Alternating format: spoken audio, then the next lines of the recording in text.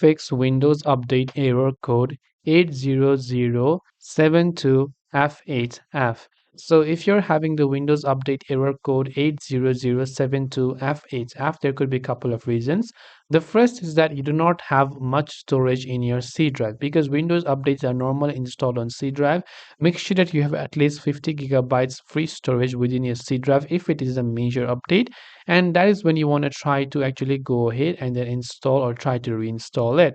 Now what you can do is you can just try to re-update it again and make sure you're connected to a proper internet connection this time. So after you make sure of that, you want to simply open up settings again, and from settings go to Windows Update. Check if you have even the tiniest bits of update available. You can also try to go to advanced options and see if you have optional updates and try to go ahead and then do that.